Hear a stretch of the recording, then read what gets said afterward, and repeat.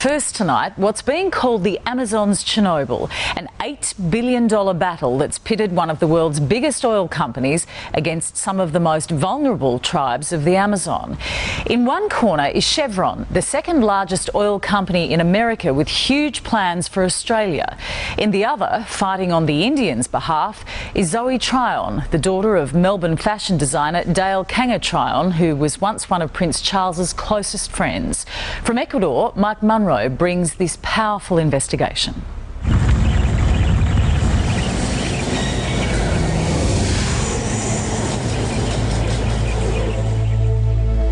The children of the Amazon see the disaster this way.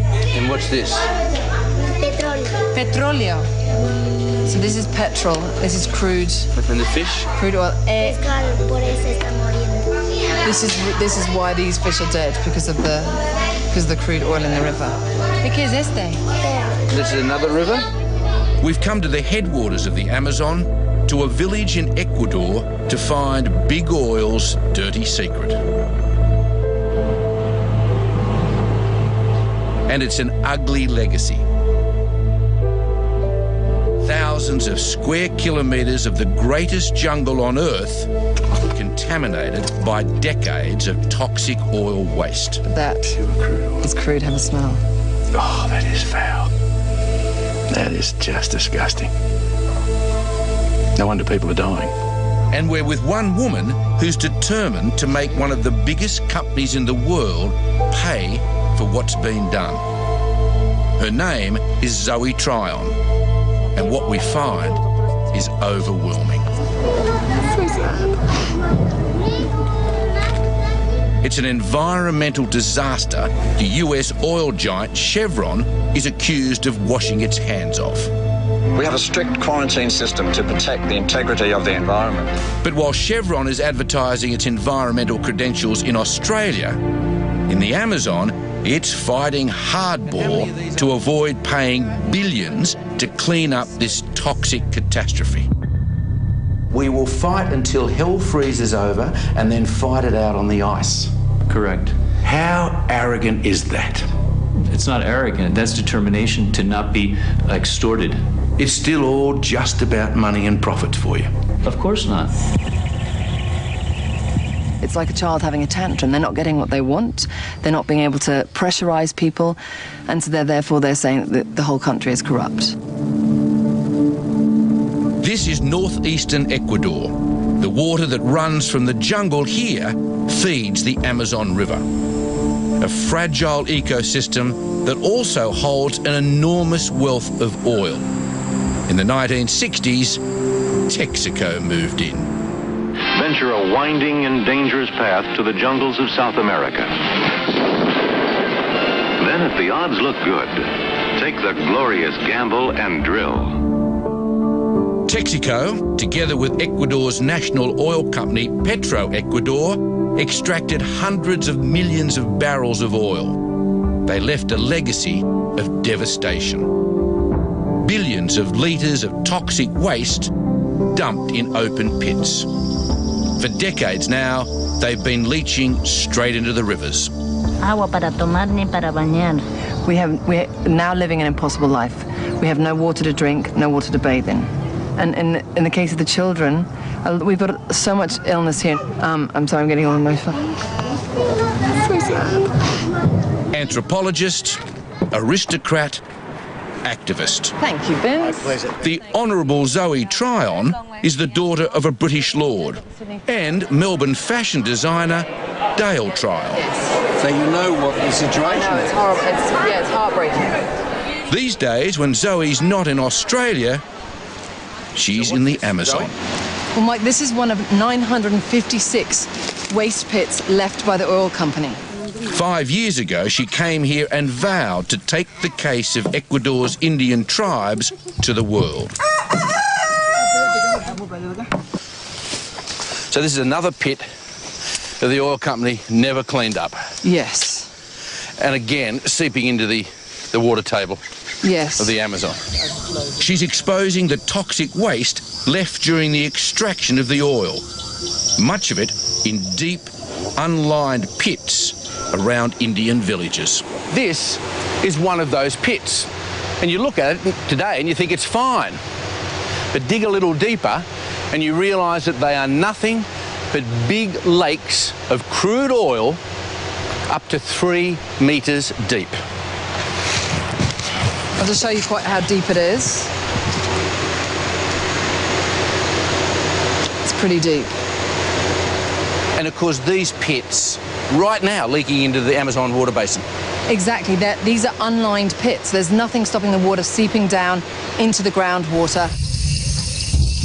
What was once pristine, full of wildlife and beauty, has been left for decades in a state of oil-soaked decay. And you don't have to travel far to see the impact on the lives of the people who live around the pits. What's the state of this river? Well, until 1986, they were dumping toxic waters straight into this river. And so this water is contaminated. Yeah. Yeah. She said, we know that it's contaminated, but what else can we do? We don't have anywhere else to go. The contamination runs deep and wide. The oil company just covered it with tree trunks and topsoil. And these people bought the land? These people bought the land. It cost them a year's salary, and they were told by the company it was absolutely fine to live here, that they'd remediated and cleaned the land. But as you'll see, it certainly wasn't. Mercedes, hola. ¿Cómo estás tú? Bien, mamá, gracias.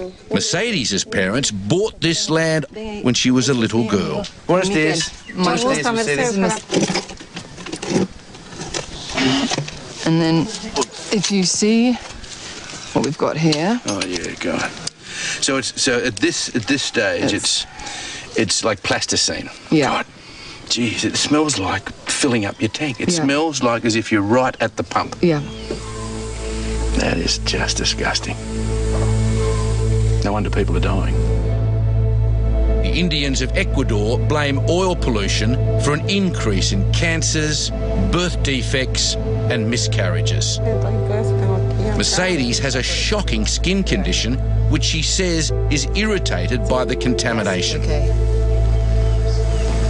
Dear me. You poor thing. In another village, the chief of the Kofan people lost 2 sons. His older boy died after one of the toxic pits overflowed into the river. And when he was 3, he would go bathe with his mother. Then after drinking the water from the river, and that caused him to vomit, got really sick, and passed away. We didn't even have enough time to take him to get help.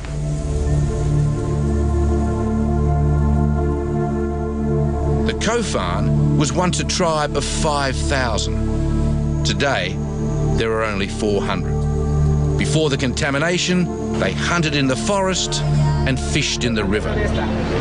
Now, they're forced to buy food in a nearby town. This oil and this waste is contaminating the water and the land and the indigenous livelihoods, which they get everything they need from the forest. It's their pharmacy, it's their supermarket, it's everything. It's their hardware store. And this is all contaminated. Pinning down just who'll pay for this environmental disaster is at the heart of an 18-year-long court battle. In 1993, the Kofan and other Indians filed a lawsuit against Texaco in the United States seeking compensation. Texaco argued the trial had to be heard in Ecuador. By the time it was moved, Texaco had a new owner, Chevron. You didn't want to have the case in America initially. You wanted it in Ecuador. I think you're confusing Texaco and Chevron. Texaco is not Chevron. Chevron was not a party to the lawsuit in the United States. Mr. Craig, we both know that when Chevron bought Texaco, it also bought Texaco's problems. And we both know that You're absolutely wrong. The class action was in process when Chevron bought Texaco. And you and I both know that you also bought the class action. Forgive me, Michael, but you're absolutely wrong. Chevron's argument that it can't be held responsible was rejected by a court in Ecuador earlier this year. Chevron was found absolutely responsible for cleaning up Texaco's Amazon mess, and to the tune of $8.6 billion. The Ecuadorian sentence, the verdict that came out, is an illegitimate sentence, the product of a profoundly corrupted process. It has no applicability in any court that respects the rule of law. Chevron has no intention of paying the $8.6 billion and is appealing the decision. It claims Texaco cleaned up what it was legally obliged to. It blames the state-owned Petroecuador for the toxic waste that was not cleaned up and additional pollution after Texaco left. And Chevron rejects any suggestion that toxic lakes are poisoning those living near them. We don't believe that there's an epidemic of cancer or any other diseases as a result of oil. Of course you don't. Of course you don't. The science doesn't bear it out, so we wouldn't believe it, no. You're not going to believe it anyway, because you're going to not pay until hell freezes over, aren't you? Well, we intend to fight this lawsuit as long as it takes. And then you're going to fight it on the ice. If that's required, yes. Yeah. We're now flying 200 kilometres south of the contaminated land to a village that did resist and continues to resist big oil. Here we are in the village of Sariaku in the Quechua territory. And now we are in the heart of the Amazon. Wow, this is unbelievable, isn't it? Hola, hola Sabine, hola, hola. Hello, Michael. For me, this is paradise. It really is. This is pristine primary Amazon rainforest. And, you know, this is what the Kofan territory would have been like 40 years ago. Here, there is no contamination. They still hunt in the forest, fish in the river. You can safely swim in the water. You can drink this? Yes. Beautiful. And the oil companies want to come here and do what happened there here. Destroy it. Uno, dos, tres. Chevron is the second largest oil company in the United States. And now, Chevron is expanding operations into Australia's wilderness. Massive gas projects in the Pilbara and this $25 billion venture on the seabed off Western Australia's Kimberley coastline, right on a migration route for humpback whales and home to turtles and dolphins. How can we trust you with our land and our Indigenous people when you've done this here in the Amazon? Wherever Chevron operates in the world, it's going to comply with the highest environmental standards, the best practices, and it's a company that has a lot of respect for these things. So, really? I mean, forgive me if I just don't get that. Well, you know, that's your opinion. Should we trust them? I'd say absolutely not. Mike Munro reporting, and on our website you can read more about this story, including additional documents supplied by Chevron.